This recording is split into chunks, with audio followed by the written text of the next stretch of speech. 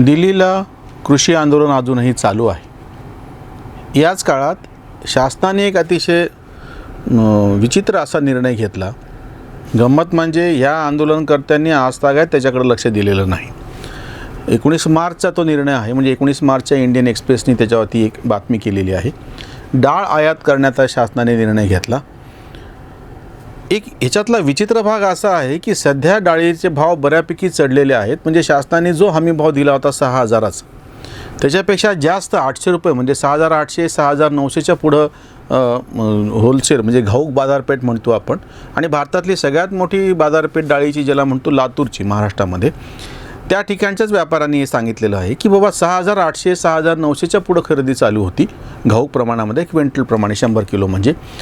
आणि शासनाने हा निर्णय आयातीचा घेतला। याचा एक विचित्र परिणाम असा झाला की धाडकन त्या डाळीचे भाव पडायला सुरुवात झाली। हा प्रकार काय आहे की भारतामध्ये आजही डाळी आणि तेलबिया यांचं उत्पादन कमी होतं आपल्या गरजेपेक्षा, म्हणजे आपल्याला डाळ आयात करावी लागते। त्याप्रमाणे आपण परदेशी डाळीसाठीचे करार केले। ही डाळ साधारणतः केव्हा आयात केली जाते? एप्रिलच्या शेवटी किंवा मे महिन्यामध्ये ह्या डाळीच्या आयातीचा निर्णय घेतला जातो, आपल्याकडची उपलब्धता काय आहे पाहून। त्याचा फायदा एकच होतो की आधीच्या सीझनमध्ये, खरीपाच्या सीझनमध्ये आपल्याकडं डाळी ह्या कोरडवाहूमध्ये होतात।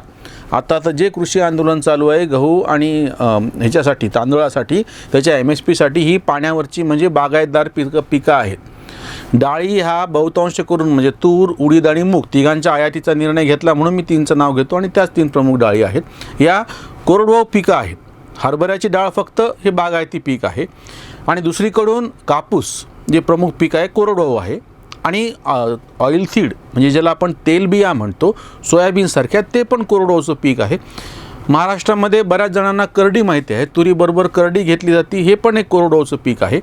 म्हणजे तेलबिया आणि डाळी ह्या प्रामुख्यानं कोरडवाहूमध्ये होतात। या कोरडवाहूचा निर्णय जर मेच्या एंडला घेतला, एप्रिलच्या शेवटी घेतला गेला, तर आपल्या बाजारामध्ये आधी डिसेंबर जानेवारी महिन्यापर्यंत आलेली डाळ आहे ती पुरेशी किती आली ते कळतं, ती सेटल होती, तिला तिच्या शेतकऱ्यांना भाव मिळतो, आणि ह्याच्यानंतर आयात झालेली डाळ येते, आणि मग त्याच्याप्रमाणे बाजारामध्ये जेवढी गरज आहे त्याप्रमाणे पुरवठा केला जातो। असं एक सर्वसाधारणपणे नियम होता।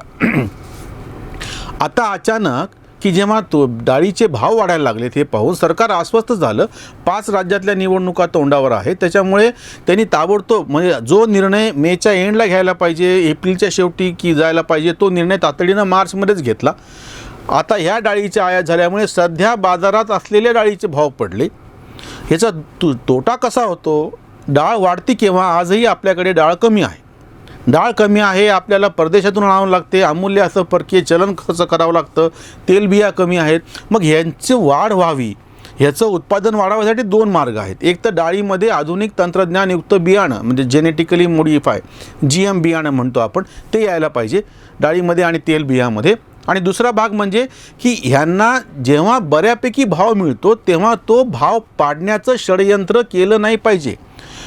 5 वर्षापूर्वी आपण 40 ते 50 लाख टन डाळींची आयात करत होतो, कारण की तेवढं डेफिशिएट, तेवढं तूट होती आपल्याकडे गरजेच्या पेक्षा, उत्पादन आणि मागणी ह्याच्यामध्ये जी तूट होती। पण 16-17मध्ये चांगला पाऊस सलग 2 वर्ष पडला, चांगले भाव भेटायला लागले। याचा परिणाम असा झाला की ह्या आपल्या सर्वसामान्य कष्टाळू कोरडवाहूच्या शेतकऱ्यांनी डाळीचं उत्पादन मोठ्या प्रमाणामध्ये घेऊन दाखवलं, आणि आपले जे आयात करायची आपली जी गरज होती ती एकदम अर्ध्यावरती आणली। आता 15 ते 20 लाख टन आपण डाळ आयात करतो, किंवा 10 ते 15 लाख टन साधारणतः आपण डाळ आयात करतो, एकूण मिळून आकडा आहे हा विविध डाळींचा। मग ह्या शेतकऱ्यांनी जे आपल्यावरचं ओझं कमी केलं, आपण जेव्हा इम्पोर्ट करायचं तेव्हा आपल्याला अमूल्य असं परकीय चलन खर्च करावं लागतं, हा ताण भारताचा अर्ध्यापेक्षा कमी केला। कशाच्या जीवावरती?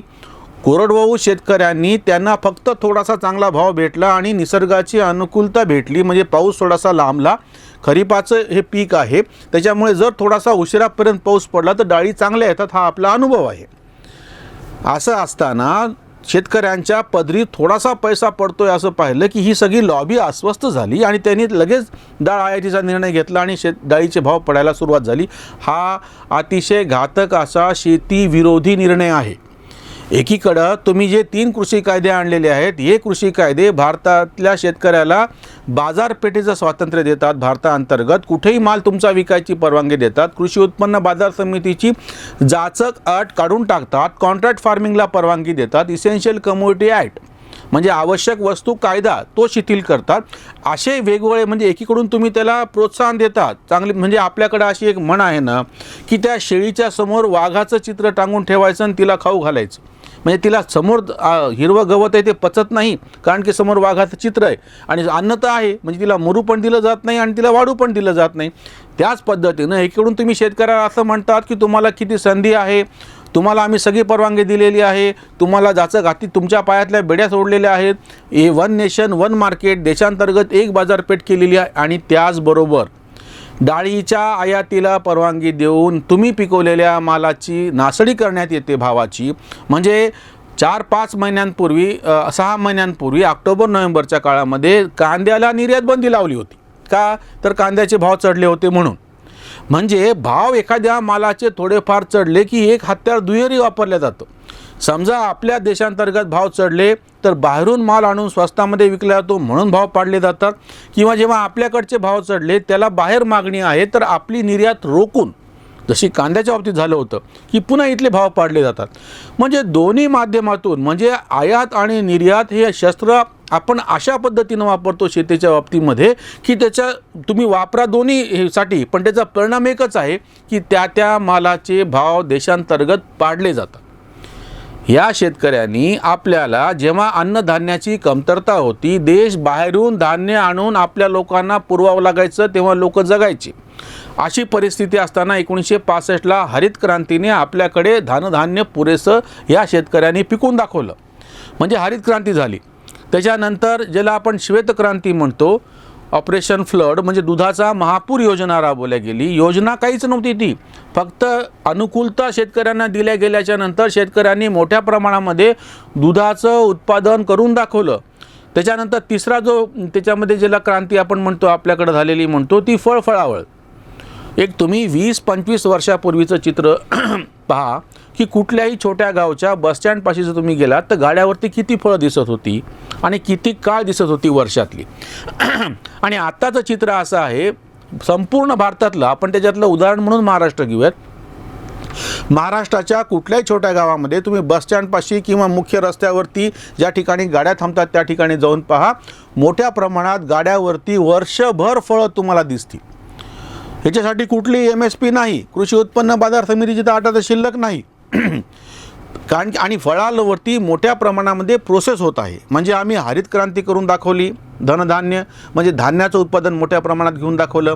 आम्ही श्वेतक्रांती करून दाखवली, दुधाचा महापूर आणून दाखवला. आम्ही फळांची क्रांती करून दाखवली, गावोगाव तुम्हाला हातगाड्यावरती फळं दिसायला लागली. हे सगळं सिद्ध केलेलं असताना डाळी आणि तेलबियाच्या बाबतीमध्येच ह्या शेतकऱ्याची नाडवणूक का केली जाते? हा शेतकरी देशाला मदत करायला तयार आहे, तो तुमच्याकडून काहीच मागत नाही आहे, तुमची कुठलीच मदत नको आहे. तो जे काही करतो आहे म्हणजे महात्मा गांधी जे म्हणायचे त्या पद्धतीने गरिबांसाठी काहीच करू नका, गरिबाच्या छातीवरती तुम्ही बसलेले आहात तेवढं उठा, म्हणजे तो गरीब त्याचा उठायला तयार आहे. आज शेतकरी तेलबिया आणि म्हणजे डाळींच्या बाबतीमध्ये भारताला स्वयंपूर्ण करायला तयार आहे. यासाठी कुठलीही वेगळी योजना राबवायची गरज नाही. ह्या दोन्हीही उत्पादनाचे भाव पाडण्याचं जे षडयंत्र दिल्लीमध्ये बसून हे सगळं नोकरशाह राबवतात त्याला राजकारण्यांनी पाठिंबा देऊ नये आणि हे पहिले हाणून पाडलं पाहिजे. दुर्दैवाची बाब म्हणजे आता जे कृषी आंदोलनामध्ये उतरलेले आहेत त्यांना कुणाला याचा गंधसुद्धा नाही, ते याची दखलही घ्यायला तयार नाहीत. MSPची मागणी करणाऱ्यांचं बुद्धीचं पितळ उघडं पडलेलं आहे, कारण की MSP 6,000 आहे आणि सध्याच्या बाजारामध्ये डाळीचे भाव 6,800, 6,900, 7,000च्या पुढे गेलेले होते आणि किरकोळ ह्याच्यामध्ये 100च्या जवळपास पोहोचलेले होते भाव.